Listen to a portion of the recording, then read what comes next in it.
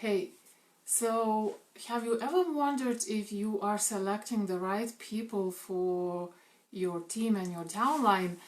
And if you want to know the one thing that marketers usually miss when they recruit new team members, watch this video because I'm going to explain. And welcome to the video. My name is Edita. I'm from VIE Now, and VIE Now we talk a lot about ditching those outdated and practical methods and switching to the new, better ones that allow us, to build our business without having to chase anyone, without being obnoxious, without living with hidden agenda and all other crazy stuff. So the one thing, I've talked a lot about,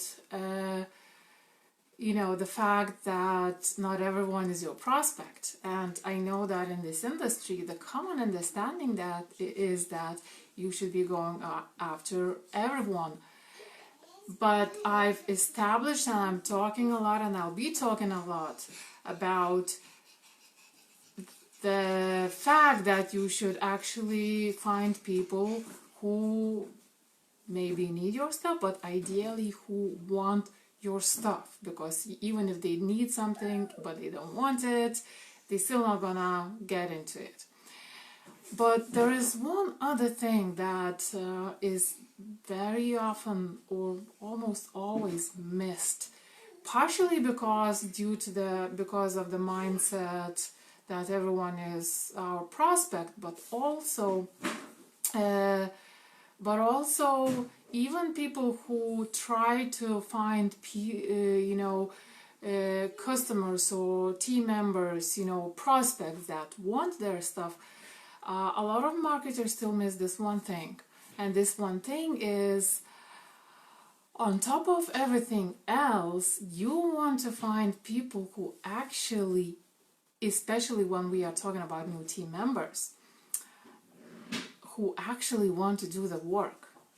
And it's very important. And when at some points I talked about being able to repel certain people, so that's the exact kind of people you want to repel. You want to repel haters, you want to repel tire kickers, you want to repel people who want quick success. You want to repel all sorts of negative people who need a lot of hand-holding. You need to have a clear and easy to understand system, but it doesn't mean that you have to hold everyone by their hand, and you can't in reality. And these kind of people, not only do they cost us time, but they also cost us energy and nerves. Okay, so they end up actually blaming you for the lack of their success. You will spend your money teaching them, training them, dragging them to meetings, and reminding about things that need to be done.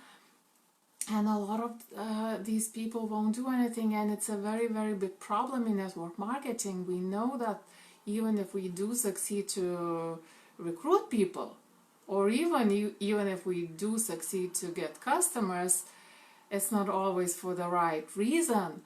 And a lot of network marketers are, struggling with getting that momentum, getting and maintaining that momentum in their downline, because that downline is full of people who are not willing to do the work.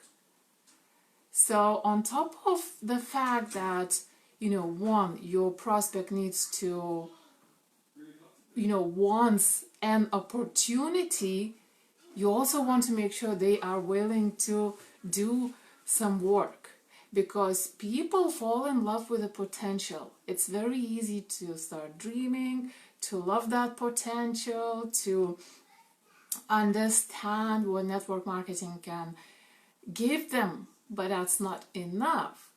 They need to be able to take action and not to expect too much from you and too much of that hand holding, and because it's just not gonna work. It never ever does. Things eventually fall apart if that's the kind of people. So team retention, momentum, and all those kind of things, that duplication, it's not possible. It's not possible if you don't get the people who want to do the work. So try and find that people, by talking to them. If it's social media, I guess one indication could be, let's say, if they are active. Are they active? Well, do they post on a regular basis? They maybe not necessarily every day, but if they posted like in December, their last post is dated December or something like that, you maybe want to look closer. It's more difficult to find people like that, rather than people who want your product or want an opportunity, but it's necessary. And I've said that before, the more repulsive you are, so your messaging can include that. You're actually messaging, that passive messaging can include some sort of a polarizing aspect, because, and we somehow intuitively, we don't want to repel people, we want everyone. But the thing is that the more repulsive you are to people you don't want, the more attractive or magnetic you become to people who you want. So don't afraid to be polarizing. And if you have a marketing message, don't be afraid to include people, things like, I'm not looking for someone who is not ready to do some work, or this is not for. And list.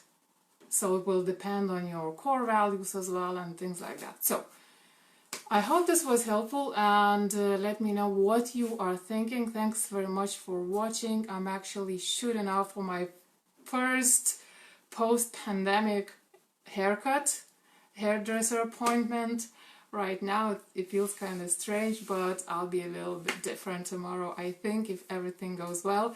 Anyway, thanks very much for watching. Have a nice day. Bye for now.